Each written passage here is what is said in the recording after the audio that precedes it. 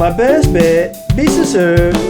My best bet, pizza serve. Best that I can do. Yeah. Tell truth. Yeah. Best that I can do. Have never been to a lot of these areas where all the students come from, and it's really neat. Sometimes they'll even bring in some of their food, which is awesome, to share with everybody.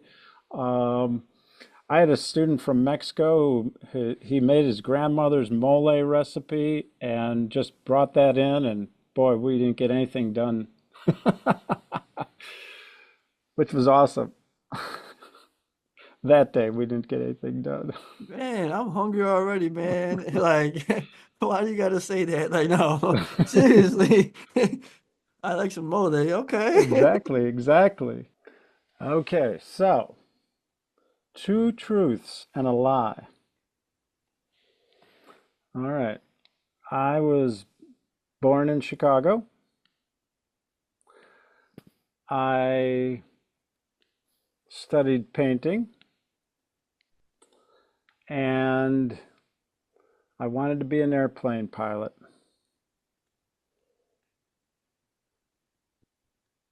Just to What be I, clear, sir, yeah, I yeah. mean, just to be you mean you're saying a lot, and we want to be clear. What is it that you want to show us the I'm first gonna things first? Because we I'm we gonna show are you. on a time frame.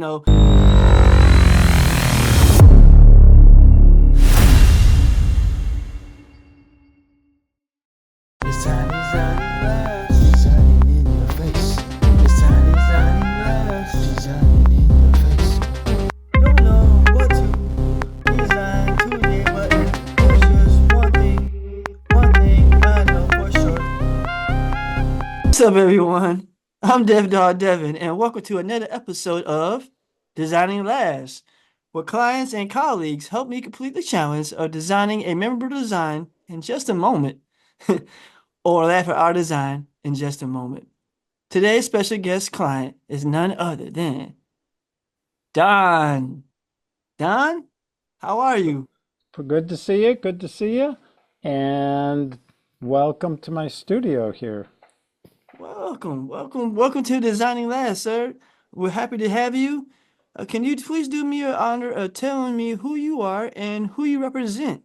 Okay, my name is Don Pollack, and I'm a visual artist. I also teach graphic design at the School of the Art Institute in Chicago for many years. That's amazing, man. Like, just in case you all don't know, like me and Don have some history, and I would love for you all to know a little bit more, but I would like you all to hear more about that from Don's ears. Well, way back when, what was it that, gosh, I can't even remember the years. You're studying graphic design. Many students came through at Illinois Institute, and we got you getting a portfolio together and getting out in the world and being a visual artist yourself.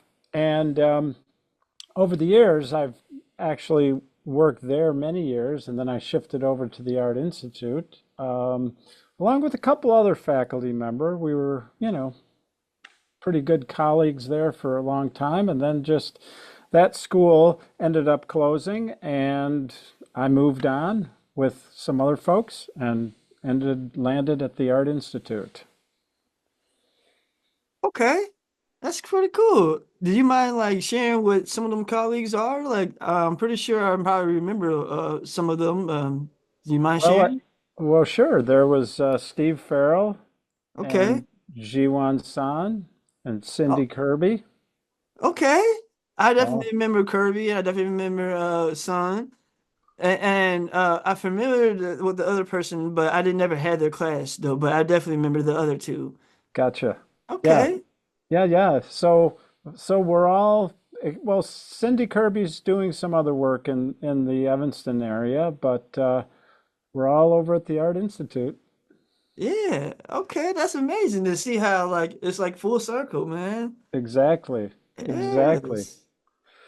But what's interesting is that people have always wondered why, I'm making all these paintings and working in the design department. And what I would say is that a lot of the structure, I would say the architecture of design, I actually use with how I work with my painting process.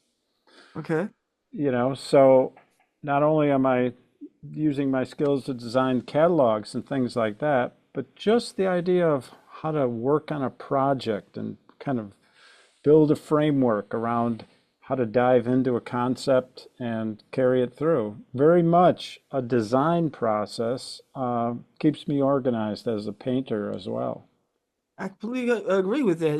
I too dabble in the paint, so I completely understand what you're saying as far as, a lot of different mediums connect to each other, and the storytelling within painting itself is very unique within its own. Like, because you have to be able to capture, your own story within Exactly. a still moment, but yeah, be able to have like different layers and, Right, right. man. Well, and that's where behind me, I'll kind of share a story here. This is a map that was my grandfather's, Okay. and it's Johnson County in Wyoming. Okay. And right here, there's a red square right there. That was Okay. the property that he homesteaded over 100 years ago. Whoa. And that meant he was out there in 1920 and had to head out there after World War One, actually, and decided with him and three other buddies they were going to go and homestead and work the land, work on a ranch, and so on, and got this land after so many years of working out there. It consequently passed to my dad, and when he passed away, my brother, sister, and I now are taking care of this property. It's actually a mile by mile, it's 640 acres of Wyoming that we're still Whoa. trying to keep in good shape. That's a lot of responsibility, man. Yep, yep, yep. It's real interesting because we work with a rancher out there who Okay. deals with cattle and grazing and all of that. And I'll get a call from him. I'll be down at the Art Institute, say, Hmm. October or whatever. I'll still be wearing a short sleeve shirt, and he'll call me up and saying, "Hey, it's about 30 degrees and some snow out here already." So it's a rough area to be, and it really was a place that my dad and my grandfather wanted to live. They wanted to go out there. They just loved being there, but they ended up coming back to Chicago. It was a rough go. My grandfather worked on the railroad. Okay. He worked on a ranch, and just did a lot of labor out there, and it was just really tough. And eventually, he came back and went to school in Illinois, University of Illinois, Okay. studied engineering. His story out there, I don't know if you've ever watched any of the Yellowstone episodes, but in I'm many familiar with this. I'm ways, familiar with the show, but I'm not gonna lie and act like I'm all caught up on it. Excuse me. right, right. Well, there's a prequel of 1923, and that's kind of all based on what was actually happening in Johnson County in Wyoming. That's dope. So what to backtrack a little on that, this project that I'm working on kind of, these maps and diagrams and things like that kind of came out by accident Okay. because, and I'll take you into the other room for a second here. Okay. Um, we were going through all of this stuff of my father's after he passed away, and we found all these architectural drawings. And these drawings were for a house that I didn't realize he was designing that we were supposed to live in. Okay. And that house was never built. So it's sort of a conceptual house project. And Okay. these drawings almost got thrown away. I mean, because I sat on, 'em, I didn't know what to do with them. My brother and sister were like, I don't know what to do with these. So they sat for a while. Okay. And I thought about giving them to the architecture department at the Art Institute, Okay. for just showing them how the old school stuff was, because they were all in pencil. Oh, okay. So it got some historical value to it. Yeah, exactly. And the thing that was interesting about these is they were done, gosh, in 1959 is when my dad drew these things. So it's Okay. definitely, pretty old. All right, so I'm looking at these things, I'm going, well, what do I do with these? Time goes on, a couple years pass, and I remember this story. I think it was maybe Robert Rauschenberg and de Kooning. Anyways, two painters, two artists, and one gives the other this drawing, and the other guy decides, well, I'm just going to erase it and sign my name. Okay. Well, it's kind of everybody's like, oh, the gall of somebody to do something like that. But they both were kind of in on it. They knew everybody, and the painting world would talk about that forever. And, it was kind of a funny little exchange. And I thought, all right, well, whatever. I'll just put some of these up and see what. Well, I put the drawings up and I'm looking at them Hmm. and I was like, hey, these are too nice. I can't mess around. I can't do that. Okay. Um, So so just to be what I, clear, so yeah, I yeah, mean, just to be you mean you're saying a lot, and we want to be clear. What is it that you want to show us the I'm first gonna, things first? Because we I'm we gonna show are you. on a time frame. We I'm we, gonna we show you don't right mind now. seeing like what you have, and we want to see more of it. But just keep in mind, for the flow of the podcast, we only have so much Sure. time. So here's what we were doing. I Okay. decided that these architectural drawings here were actually too well done. My grandfather and my dad wanted to live out in Wyoming, so I thought for this conceptual project of theirs to Hmm. build this house, I'm going to bring all the creatures from Wyoming actually to their house project. So these are Okay. collaborations. That's dope. Okay, I want to see. Yep, these are collaborations with my father and grandfather's documents, drawings, and artifacts. Oh, that's amazing. Yeah, so I've brought all the creatures here from Wyoming into the house. So for the audience, because if you're moving around a lot, you kind of having a little shaky. I mean, I can see, but can you take a moment and show the camera? Or you can take a moment and let the audience see what that is, and tell us what creatures those are, if you don't mind. Surely, here, these are the buffalo that roam all over out west, Okay, and that you can see also if I zoom in here, you can see the architectural drawings, okay, bringing them in the home. Let me show you over here. all right, This is mountain goat here okay, on a layout for building stairs. Good climbing. All okay, right. yes, Here's a grizzly bear at the gate, trying to keep that out. Sure, that's always a challenge. yeah. I mean, that's not gonna happen, but yeah. No, exactly. And some bighorn sheep here, Okay, bringing them home. I also have an interesting story here because this one is actually a salmon. Now, in the close-up here, I don't know if you can see it, but the background is actually a course plotted across Lake Michigan to sail a boat. And when I looked at the date on this thing, it was November 30th, 1942. huh. So, to give you a little background information on that, Okay, my grandfather worked for the city of Chicago for the okay, water department, and he would inspect all the water intake cribs out in Lake Michigan there. okay. And you can see them, they're several miles out there. Well, he'd go out there and he'd take it upon himself to make sure everything was functioning. Now, 1942 here, Germany had declared war on the United States. And so when I think about sailing a boat across Lake Michigan in November, I'm thinking that's not a joyride.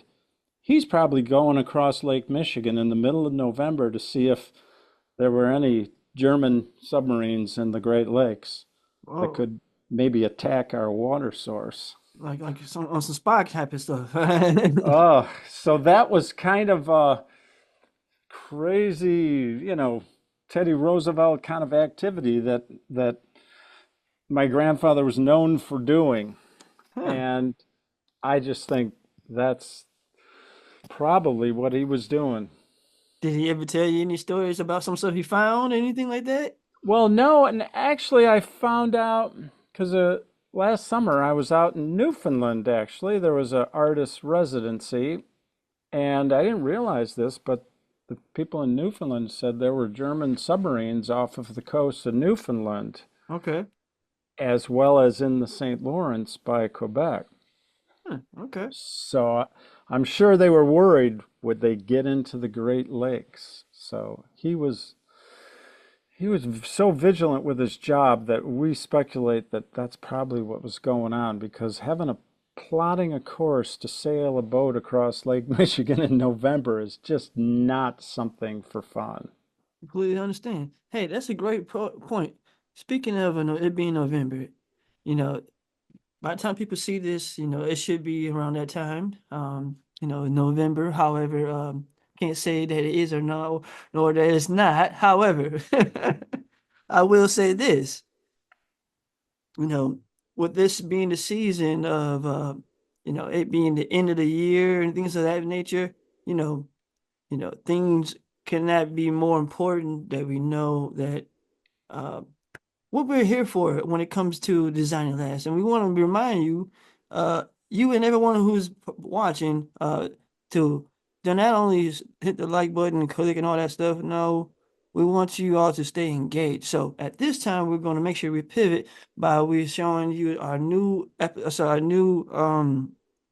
introducing our new segment on the podcast where we do a little dive into the careers of the guests that we have here, where we do Two Truths and a Lie, Career Edition. So, at this time, I'm now going to give Don the moment to give us two truths and a lie, and we're going to you also both myself and you, the audience, are going to have a chance to be able to see if we can guess what the lie is. Also, keep in mind Don, we appreciate you in the comments letting us know afterwards, if we catch the lie or not. Okay, so two truths and a lie. All right. I was born in Chicago. I studied painting and I wanted to be an airplane pilot.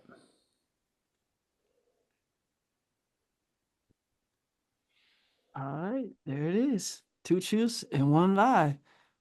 Career edition with Don Pollack. Now, Don, afterwards, at the end of the episode, man, please don't forget to let us know if we get to catch the lie or not. Just for fun. We're not here to try Sure. to burst your bubble or try to put you out on blast or nothing like that. But, hopefully, so we have some detectives out there who can to figure out if he is telling the truth or not. No, Gotcha. just for fun. However, Sure. uh, Sure. also, man, I don't know.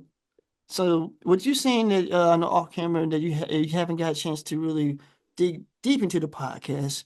I want to tell you more about what the podcast is here at Designer Labs, man. So here we are about creativity and we're all about promotion, like the impact of change and what things people are doing. And we appreciate your time here being here. Like, it's so dope what you got going on, and we want to know more about that. And we're going to take more deep into what you got going on and how you got to where you are today. And that's what we're going to transition into further. However, I want to remind you that on this podcast, we do a little design challenge. And I don't know if you got a chance to see that part of the podcast yet, but just giving you an idea that I'm going to do things a little bit different with you. So I'm going to give you a chance to, in the back of your mind, think about how the things we talk about today can be used when it comes down to today's challenge. And I'm going to go ahead and introduce that today to you right now. Okay. All right. So for today's challenge, it's going to be something related to your painting. So because uh, it's a strong topic that I feel like, that we need to address and we need to show. So we're going to just attempt to design, I don't know, a painting like image or something like that. But I'm just gonna let you know right now, it's gonna be something related to painting. So keep that in mind as the podcast goes on, and then when we just introduce that part, we'll have something so you'll have a little bit more of a idea of what to do. So you're not just like, oh, well, you just tell me what to do, and I'm just watching, So Gotcha. you know, so Gotcha. I'm not just springing it on you, because I know you haven't got a chance to watch it, the podcast like that. So, but we appreciate you being so enthusiastic with it, and we're going to jump into now more about what you got going on, man. Can you tell me what you are doing now as an artist? What I'm doing now as an artist, well, it's a combination, I would say, of teaching and doing my own practice as an artist. And I think that dynamic just feeds each other. It really crosses back and forth because being a visual artist, you spend a lot of time alone, alone with your own thoughts in your own space, and just not interacting with people. But then, you got these insights, you have these ideas, and you come out and it's like, hey, I want to talk to people now.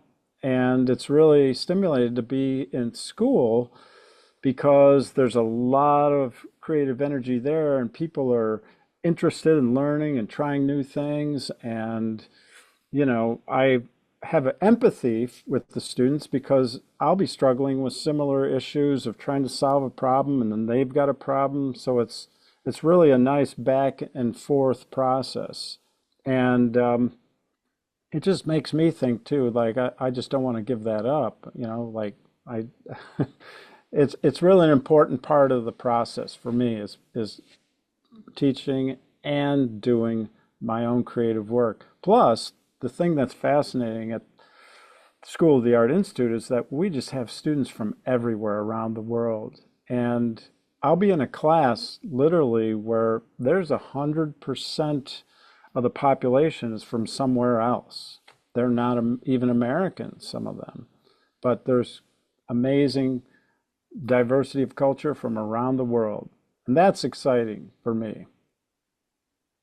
Hey, So man. that's where I'm at this moment. Hey, okay, okay. Like that's amazing to hear that because like people need to hear that. Like, like I know, the students get a chance to know that, but from another perspective, the public doesn't know that outside of just, outside of the everyday students. And Right. also too, I wanted to know more about that, like that's what we're here about here at Deaf. Sure, We have sure, breaking down those barriers and having the sure, conversations, like you said, about how you do it with your students. I want to do that here with the podcast about, you know, with colleagues and clients and friends and sure. just everyday people in general. Like you're getting that information that's to be shared and and you can be able to use it, in a way that can be built upon, Right, like as opposed to just being, you know, uh information that you just, right. collecting just to In collect. in your own world. Yeah. And don't get me wrong, as artists, I agree with you, I relate to you so much because I know I have to too, like have to center myself as far as having to have my own little space to where I can just create and Hmm. focus and you have to have that time to do that to balance it, and that's why it's important to be able to, I guess, have that time, and then also be able to talk to each other, people outside of that, so you can still have that, human interaction, and things like that Oh, nature. So, sure. yeah, Well, so, yeah, it's fascinating because, I'll have students from, gosh, Colombia, Venezuela, Switzerland, Australia, Korea, India, everywhere in the world. And I really enjoy getting to know them and kind of even on a personal level, like, hey, so how's it going over there? I had a student from Burkina Faso, Africa, um, and I'm saying, hey, what do you do for summer vacation, or like, where do you hang out down there? What do people do? And that's what's a lot of fun. That's okay, okay. that's what's a lot of fun because I just have never been to a lot of these areas where all the students come from, and it's really neat. Sometimes they'll even bring in some of their food, which is awesome, to share with everybody. Um, I had a student from Mexico who he made his grandmother's mole recipe and just brought that in, and boy, we didn't get anything done, which was awesome. That day, we didn't get anything done. Man, I'm hungry already, man. Like, why do you gotta say that? Like, no, seriously. I like some mole. Okay. Exactly, exactly. And also, too, it's interesting because on another more serious note, Mhm. too, a lot of times we get our news and it's very, slanted and so on. And, we can be very fearful of other cultures and places. And talking to some of the students from everywhere, they can feel the same way and realize that, they're just as, confused or fearful, and then just being able to have a conversation in a way that, where how would you ever, find a safe space to have a conversation with all these kinds of people other than an art environment, school, and it's just really interesting that way to get their take on a lot of things too, and um, what they think is going on, and then it's really neat. I completely agree, sir. Like, it is really neat to see that, and like you said, to get that other person's perspective. And culture is important. Like, that's how we grow. Like, I feel like it's important to get other people's perspectives because we're not, people need people. Exactly. Well, and that usually breaks down the conflict, like when I hear things on the news, or I don't know, I don't want to start picking on cultures, but there's these tendencies to be suspicious of, these kinds of people or whatever. And Mhm. you know, I've had all of the world in my class, and by and large, you know, people on a one-to-one basis are genuinely wonderful and really beautiful to interact with. And, like sitting down and doing an art project and eating some mole will solve a lot of problems in the world. I agree, man. Hey, with that said, at this time, I think we're going to go ahead and start the challenge for today's episode of podcast. Okay. For today's episode of podcast, we're going to design, I don't know, a painting like either image or icon to represent for your painting, and we're going to make it maybe, I don't know, cultural themed. What cultural theme would you like it to be, sir? Hmm. Well, the thing that I would say for me is that I always come to the landscape ultimately. And again, that's something that's kind of fun. You can see these bikes here. I really like going bicycling everywhere, and I enjoy talking to my Chinese students saying, how far would it be to go from Beijing to Tibet if I brought my bike. And they all think I'm crazy. But the landscape is always an important part of the thing that I'm interested in. So for me, that would be a place to start. All right, we're gonna keep that in mind. It's fire. Like, it's really, really good.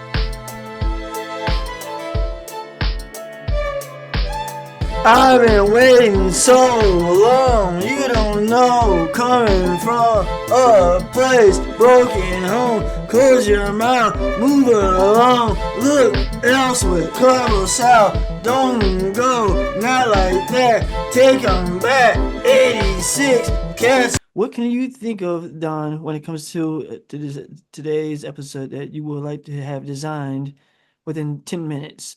Keep that in mind. Hmm.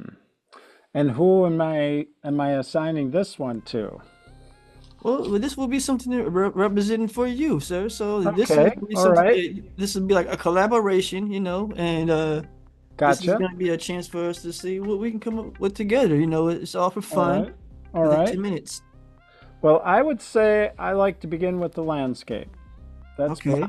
that's my beginning uh, focus for so many things because, as I mentioned maybe before, riding my bicycle across the country and doing all this stuff and investigating landscapes is super important.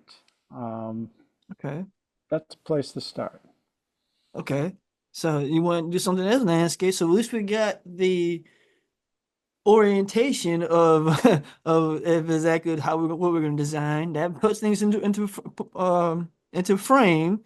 Well, what exactly do you want to design? Like, would they be in bicycles? I mean, like, would you want to create maybe a symbol that represents you and Well, what you do, in your spare time, bicycle riding? right. Well, what I did, let me explain another aspect of my Western projects here, is that a couple of years ago, my daughter joined me and we bicycled across the country. And she was doing another project, but I Okay. set survey markers. And the intent of this was to resurvey the landscape because the original surveys were actually, you know, assessing the amount of Native American populations. And all those surveys led to the conquest. So my survey was a resurvey in an attempt to reach out and create a survey of tolerance. That's a term used in surveying, but it's also kind of a human interaction term. And crossing the Great Divide, literally and physically and metaphorically, was our project. So I think it'd be cool to design a survey marker because it has to be compact. It's almost like a logo too. A survey marker. Okay, so that's interesting. Like, I've never designed with that before. That's going to be a first time. Well, you've seen them probably in Chicago all over the sidewalks. They're embedded in certain areas, and that's how they, you know, create legal documents for the real estate all over the place. But I think a cool survey marker, because ours was kind of okay. It was, pretty basic and bland. Well, I mean, just because something's basic and bland doesn't mean it's not effective or Right, right, it's not important or it's not cool. It just means it might not be your, you know, right, aesthetic, but right, that's right. cool that you were interested, that you brought that up, man. This is gonna be, I'm excited about this, man. So, Okay, let's see what we okay. can cook up together. And with you being a fellow designer as well, like, I hope that you're excited about this too, because hey, man, I don't know what's gonna come up out of this, but hey, man, I'm excited about what the possibility could be, though. So let's Sure, try that here today on in Designer Labs. Let's share the screen and let's get into it, bro. There's nothing really to say as far as let me start. We're working on this together, bro. So sure, sure. it's gonna be something that you came up with, like literally, you're inspired by Okay. it, right? All So right. So well, I would let's say Yeah. Let's literally make this be something that you would really wanted to promote, and let's have fun doing Okay. it. All right, we're Okay. starting the timer now, and let's design, man. So, what you saying it being landscape? First and foremost, let's create like a landscape frame for our document. Mm-hmm. And when it comes down to design, when it comes down to a city marker, right? Like, give me some, description when it Okay. comes down to, what you're thinking about when it comes to the city marker for your own vision, like what Sure. your name would be like underneath that or something. Well, I think there's first off, it should be fairly compact, Right. practical reasons. So you want to So go with circle shape? yeah, maybe a circle because it can be placed, it can be set in concrete, it can be, a lot of, you know, That's not a circle. things are marked, even in forest preserve posts and so on. It's kind of a trail marker thing that I see. Okay. It can be a positive thing that kind of is reassuring, like I'm on the right trail. That was my original intent. All right.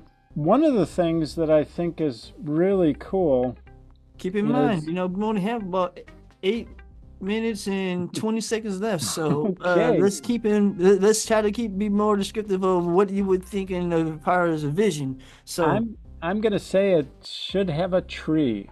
okay, so you want to have a tree in it. Okay. We might have to end Exactly. up using some AI just to try to generate some stuff. Go Otherwise, for it. Go we're for gonna it. have to go on the internet and search, and that's gonna take up time. So we Let's have an oak tree. That's a good solid thing that's not gonna perfect. waver and it'll hold the space. I agree, sir. Nice, solid as an oak tree. I'm pretty sure that's not a saying, but I get the visual though. Okay.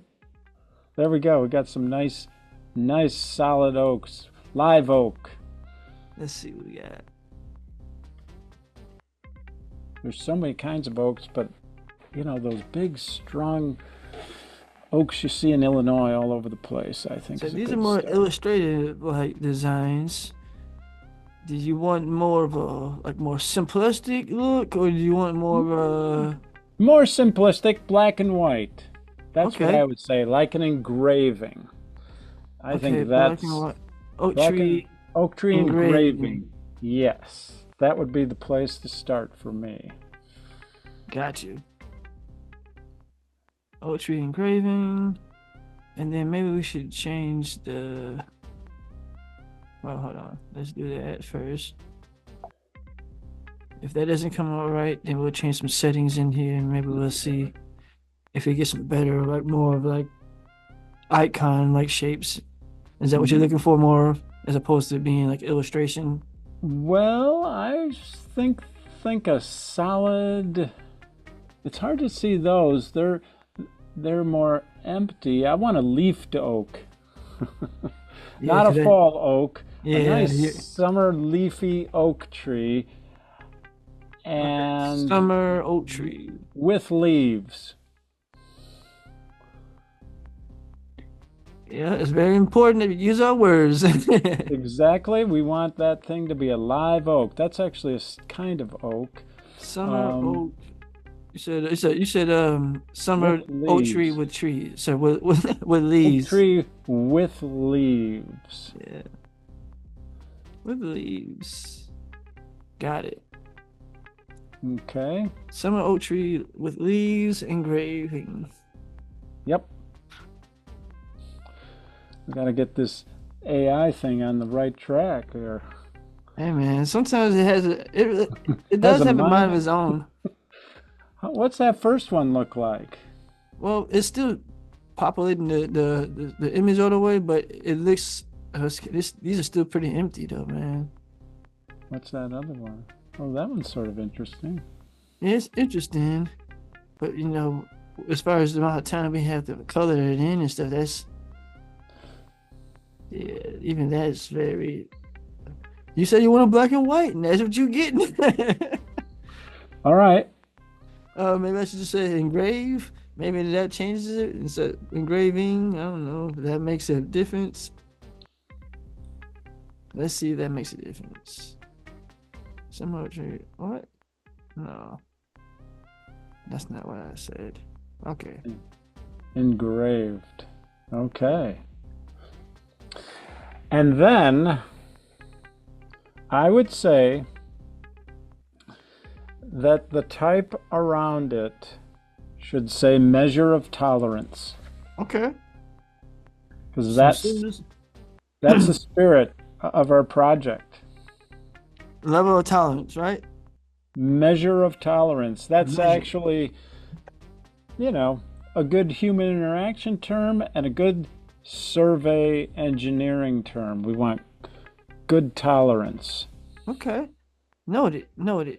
So yeah, these are, I guess, more in the direction, but this one they're still not colored in though. Well, you can put that in just as a work in process.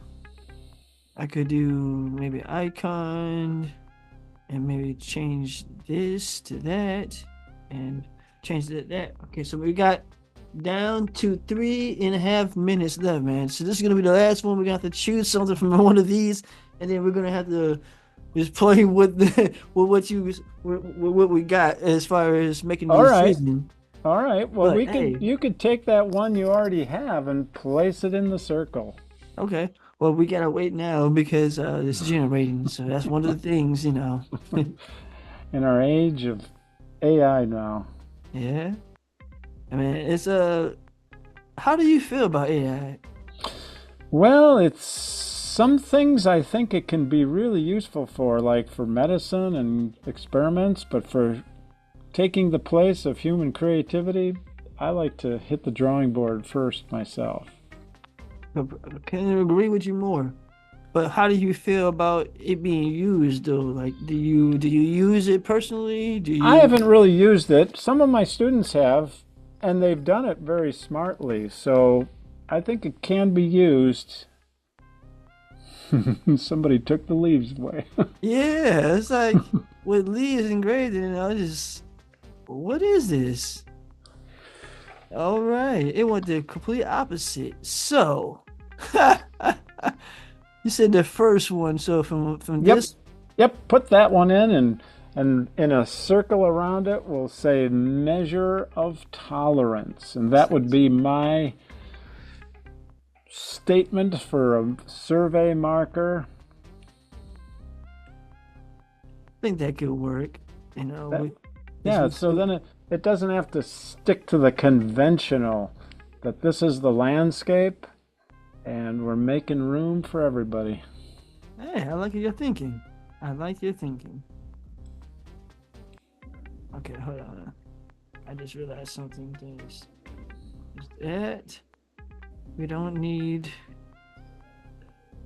to. Well, you know what? We're gonna just go ahead and put it here Put it right in the middle, and. because I know you're monitoring our time. Yes, sir. We got literally 1 minute left, so I'm going to. There we go. We got our tree. Yes. Now, why is it still showing? Is it behind a solid circle? The circle is not solid, though. That's the whole issue. I already. It's not Yeah. transparent circle. Yeah, that's interesting. So it's something, huh? I've never seen that before. But okay. There we go. There Yay! We're in business here. All right, there we go. Then we do that, and then we're gonna put on here the words. You said around it, right? Sure. You sure? I think maybe underneath it. Well, Okay. it is. I mean, we're gonna stick with your thoughts, but we're gonna.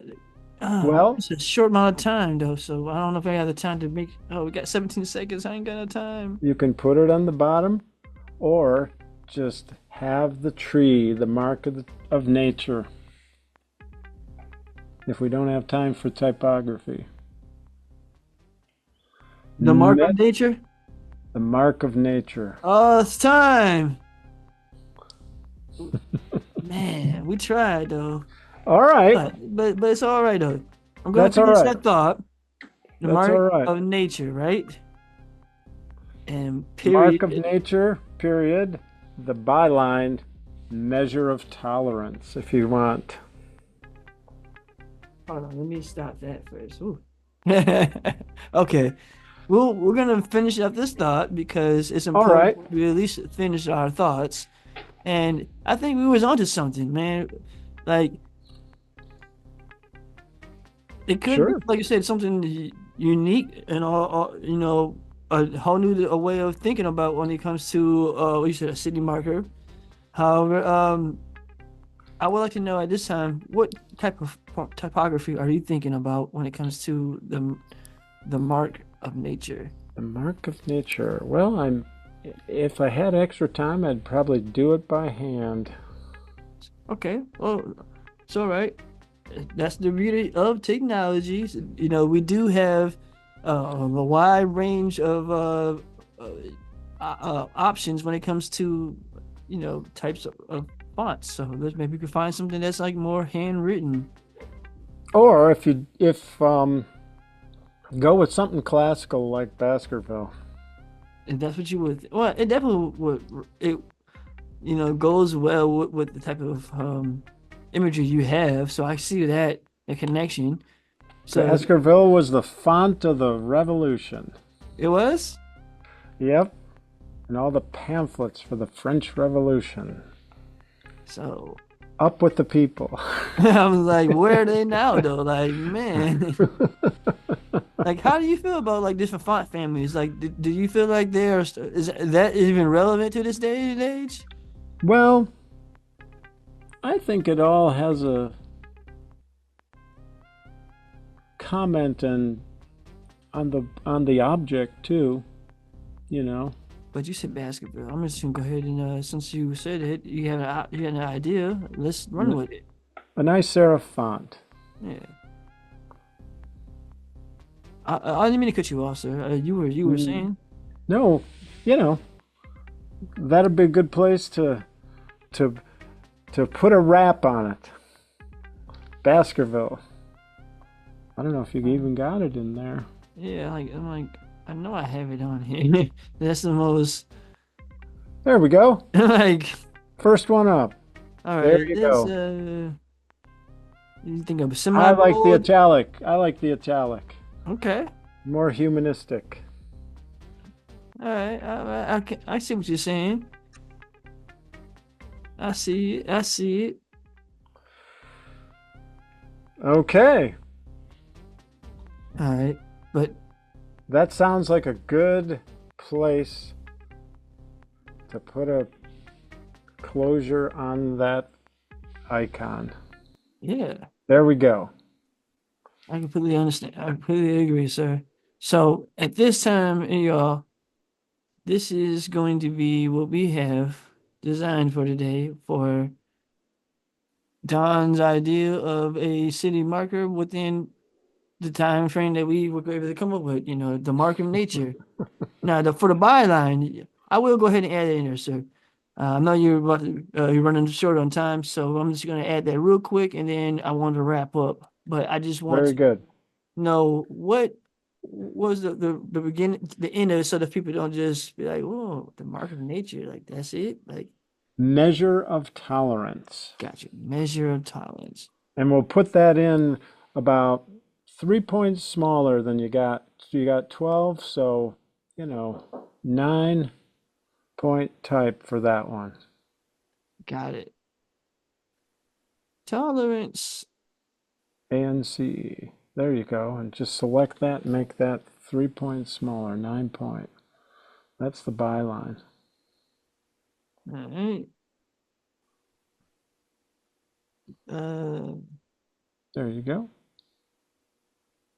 Let's see if we can do so without clicking too hard. All right, here we go. There's that. I think And we should center it center right it under all. it. Yeah. There's that.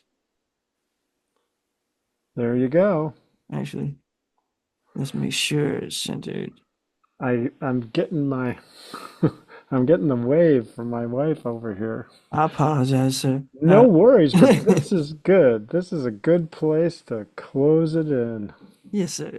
So at this time, what's happening, everyone? I'm Devin, and welcome to Cook This, Designing Last Cook segment, where colleagues and clients, that's right, colleagues and clients help me complete the creative exercise here at Dev by cooking this. Today, I'm joined with Yesenia, Woo! Ciara, That's me. woo, and Jasmine. Whoop, whoop. Yeah, come on, y'all. Mhm. All right. So, um, we're gonna do a few rounds where we're going to be cooking this, and then afterwards, we're gonna have a break where we'll be able to, just have a little laugh, about what we just saw. So let's jump right on into it. I'm gonna share the screen with you all, and we're going to go ahead and cook. So The there we first go. time was Alien within 30 I missed that. seconds. This That's yeah, they gotta move a lot faster. You're trying to do 30 seconds. well, our artists here, man, they guess working on their own time, but Clearly. man, look at that. If that is not Blink Man in the feet and like in the flesh,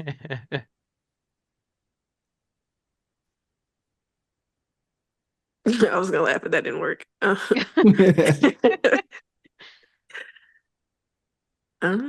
is that Batman's mask? No, that seems accurate. it's like a castle, like a little medieval castle. I think. Yeah, that's little house on the prairie, right? Yeah. Or Or is that Noah's Ark? Like, I don't know. There's so many different shapes in the one. I still just want to know like why he has on gloves. who? Hey man, thank you, man, for helping me cook this, bro. Like, I don't think if I could do that by myself, bro, because you were saying more than I could, and I was lost for I uh mean, I was just trying to make sure I worked it out, man. Uh, if I could see the vision coming, right? I wanted to try to jump in the mind of the artist and figure out what was going on there. What were they trying to show me? I true. tell you one thing, don't let them design the next fan, though. That was not safe. Hey man, chop chop, like man, that thing was down all the Oh, it way. was super low. And then you got to think this spinning, the thing's going to be all over the Exactly. place, you know? Exactly, You can't have man. that kind of length on a ceiling fan. It was hilarious. But hey, thank you to our artists, man, for being willing to draw on short notice with no reference, by the way. So this is Yeah, oh, all clearly. so this is all for fun. But hey, All mental. yeah, but hey, they were up for the challenge, man, and showing how deft they can be, and we appreciate them, and we appreciate you all for tuning in to another episode of the Cook This segment here on Designer Labs. Now back to the podcast. I just want to say thank you, Don, for your time. Thank you. Man. Hopefully you can please come back again so that we can have more time to be able to spawn upon And that would be what we got great. going on. Well, thank you for your time, and I really appreciate this opportunity. And we'll be in touch. Yes, sir. Yes, sir. Hey, is there anywhere else that people can follow you at? Is that they can find more information about you and the Sure. things that you are associated with?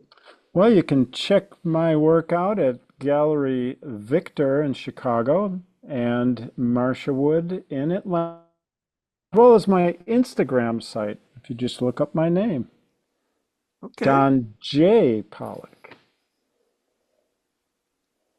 Thank you, sir. Thank you. If you're going to be involved, this is the time to be involved.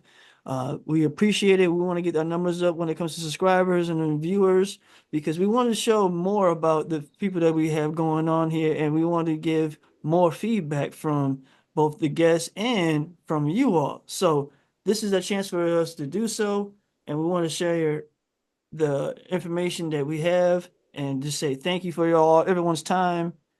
Thank you. This is David R. Devin, one another episode of Designing Last. Until next time, stay creative. I'm Dev Dog Devin. Peace.